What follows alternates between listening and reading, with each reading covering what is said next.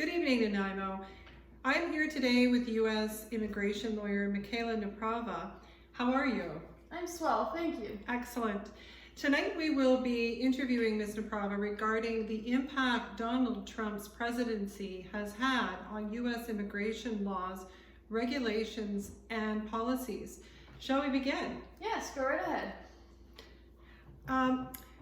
What is the Trump administration's zero tolerance policy, and how has it affected the lives of U.S. immigrants? Well, the Trump administration's zero tolerance policy was announced on April 6, 2018 by U.S. Attorney General Jeff Sessions. It involves the Department of Justice criminally prosecuting all suspects of illegal border crossing for illegal entry into the United States. Families are separated when parents or adult relatives are charged with unlawful entry and deported. By the time Trump signed an executive order stopping family separation on June 20th that same year, almost 3,000 children had been separated from their parents. Not only are families split up, but many immigrants, especially undocumented immigrants, live in a constant state of fear, wondering if they will be deported. That's really rough. It's hard to believe, in fact, that that's happening in today's day and age. Can you comment on ICE? What exactly is ICE, and how has the Trump administration impacted the way they function?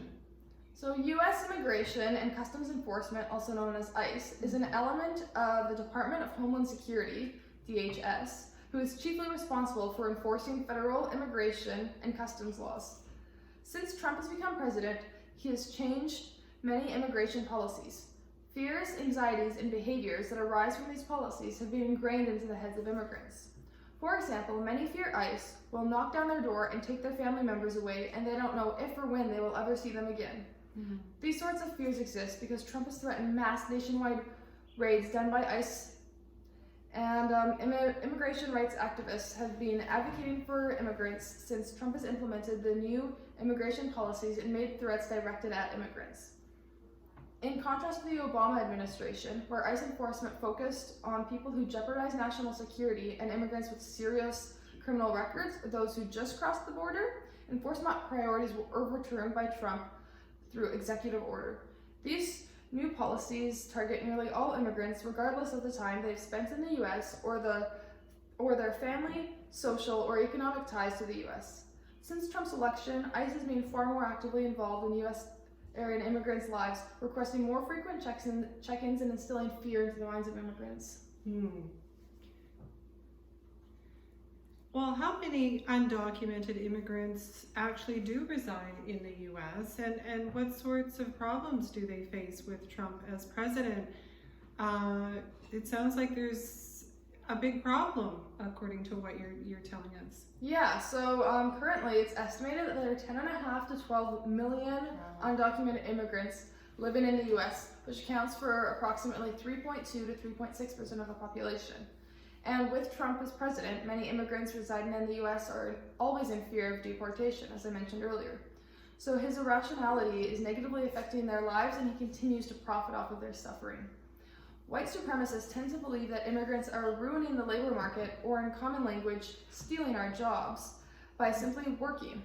However, this argument is weak because immigrants work to earn their money just the same a Native American would. Another major issue they face is how they are viewed by many Americans. Some believe that immigrants pose risks to society because of terrorism. Statistics show that there is a very small chance of being murdered by a terrorist attack committed by a foreigner. So while these common arguments are untrue, immigrants still face much discrimination in the modern U.S., which puts their safety at risk. That's a lot of good information. I've heard the term chain migration. Can you explain that term and explain why it's been given negative media attention since Trump's inauguration? Yeah, so chain migration is when a U.S. immigrant sponsors their family members for admissions or gaining U.S. citizenship. In other words, it is also known as family reunification. So because Trump is the President of the United States, he is given much media attention. Anything he says is announced to the public through news, social media, especially tweets, videos, etc. So when he attacks chain migration, saying it should end because it is linked to terrorism, using a single source to cite this statement, people read about what their leader has to say on the topic. This negative publicity the subject receives contributes to discrimination against immigrants, which can lead to an increase in hate crimes. His prejudiced opinions are cast onto society, many of whom trust and have faith in their president, and will do what he wants them to do. Trump has brought this topic up on multiple occasions and continues to give it negative attention, which the media makes available for the public. Sounds complicated. I'm curious if you can comment on the 7 countries, I believe there's 7 countries that Trump put a travel ban on, and why did he select those specific countries? So Trump initiated a travel ban, and it was actually upheld by the U.S. Supreme Court.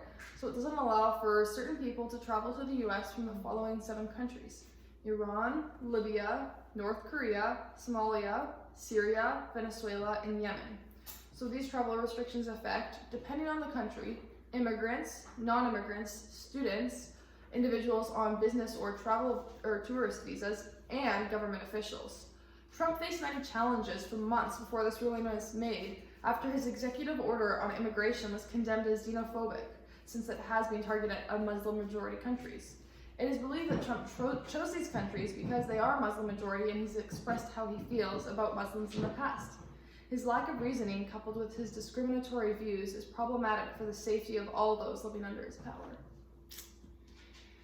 Oh, well, how then, or perhaps I should phrase it, do some of Trump's newly implemented immigration policies raise human rights issues then?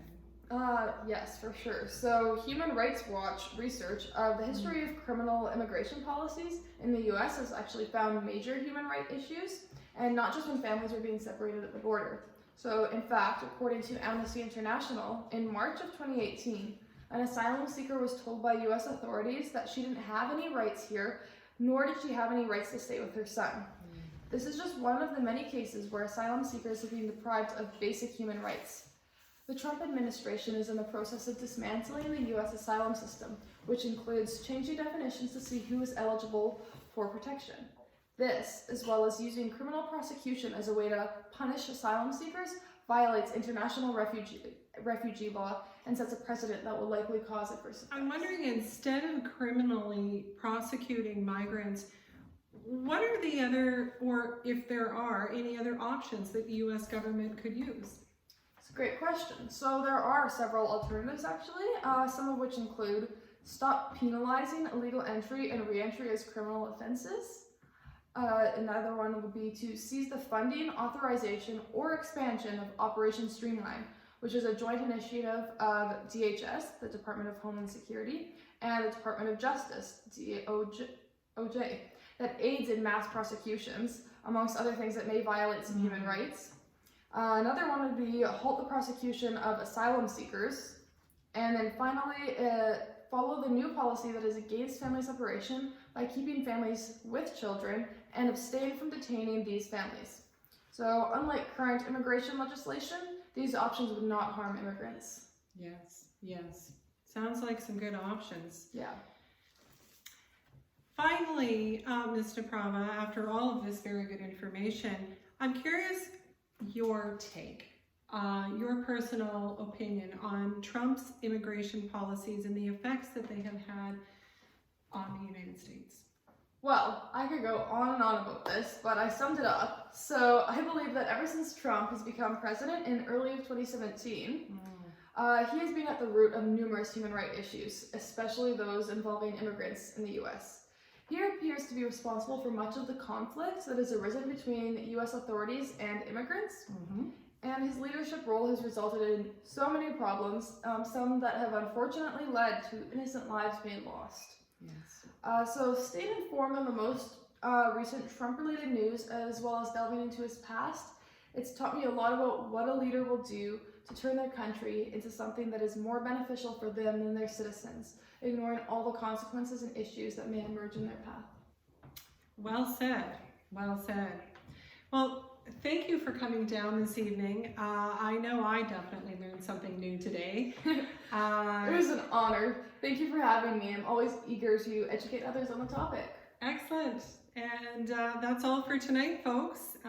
See you tomorrow.